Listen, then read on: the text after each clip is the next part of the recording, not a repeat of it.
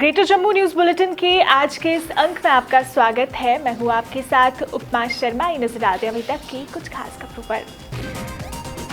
चिनार book festival में युवाओं से उपराज्यपाल मनोज सिन्हा का आह्वान, कलम से बड़ी नहीं कोई शक्ति, किताबों को बनाओ जीवन साथी। मुख्यमंत्री उमर अब्दुल्ला और डॉक्टर फारूक अब्दुल्ला दिल्ली रवाना, राज्य का दर्जा बहाल करने की मांग को लेकर जंतर मंतर पर करेंगे प्रदर्शन। महबूबा मुफ्ती का फारूक अब्दुल्ला को 2 टूक पत्र, बोली 5 अगस्त को मत दो वैधता, स्टेटहुड नहीं 370 है असली मुद्दा।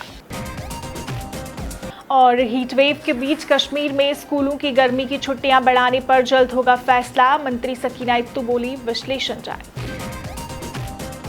अब समाचार विस्तार से। उपराज्यपाल मनोज सिन्हा ने कहा कि कलम की ताकत से बड़ी कोई शक्ति नहीं होती।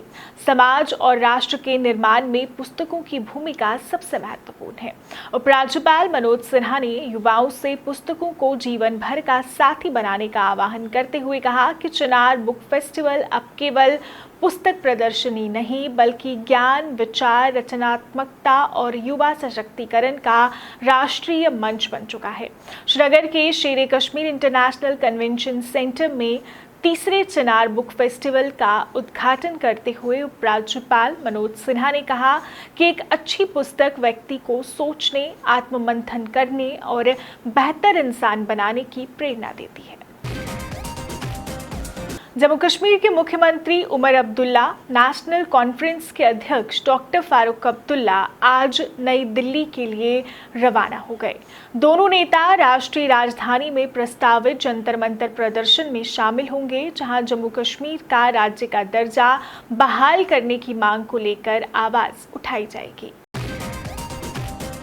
राज्य का दर्जा बहाल करने की मांग को लेकर जंतर मंतर पर प्रस्तावित एनसी के प्रदर्शन से पीडीपी ने खुद को अलग कर लिया है। पूर्व मुख्यमंत्री महबूबा मुफ्ती ने साफ कहा है कि सिर्फ स्टेटहुड की लड़ाई लड़ना 5 अगस्त 2019 के फैसले को परोक्ष रूप से स्वीकार करने जैसा होगा। उन्होंने फारूक अब्दुल्ला को पत्र लिखकर कहा है कि असली मुद्दा 370 है। कश्मीर घाटी में जारी भीषण गर्मी को देखते हुए जम्मू कश्मीर सरकार स्कूलों की गर्मी की छुट्टियां बढ़ाने पर जल्द निर्णय लेगी।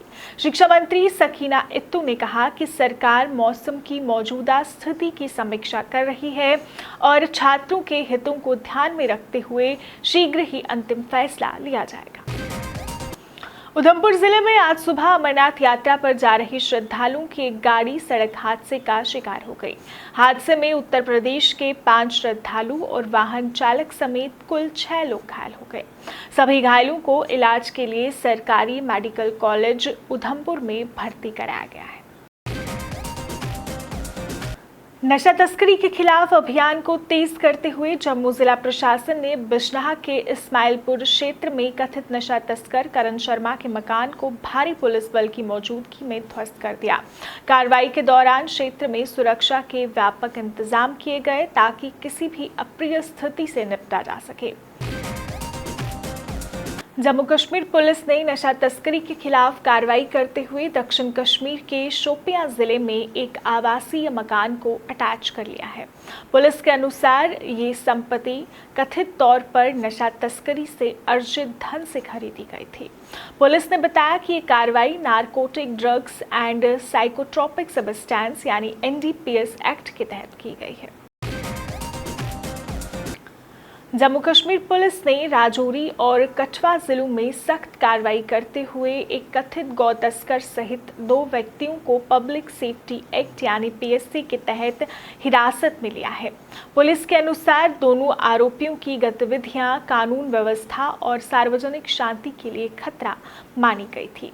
संबंधित जिला प्रशासन द्वारा जारी निरोधात्मक आदेशों के बाद उन्हें हिरासत में लेकर जेल भेज दिया गया। भारी बारिश के बाद चिनाब नदी का जल स्तर खतरे के निशान की ओर तेजी से बढ़ रहा है। रियासी जिले में स्थित सलाल हाइड्रो इलेक्ट्रिक परियोजना पर गत हालात उस वक्त गंभीर हो गए जब ऊपरी जलग्रहण क्षेत्रों में लगातार हो रही भारी बारिश के कारण डैम में पानी की आवक अचानक तेज हो गई।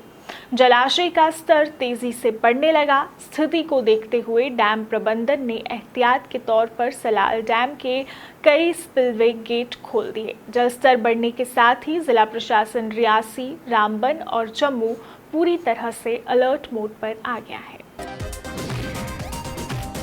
देश में जैविक खेती के नक्शे पर अब एक और बड़ा नाम जुड़ने जा रहा है। सिक्किम के बाद अब लद्दाख को भारत का दूसरा पूर्ण जैविक प्रदेश बनाने की दिशा में ऐतिहासिक फैसला लिया गया है।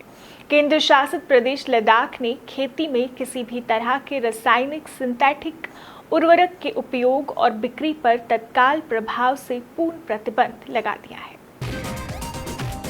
ग्रेटर जम्मू न्यूज़ बुलेटिन के आज के इस अंक में फिलहाल इतना ही। इसी के साथ मुझे और मेरी पूरी टीम को दीजिए इजाजत और देखते रहिए ग्रेटर जम्मू। नमस्कार।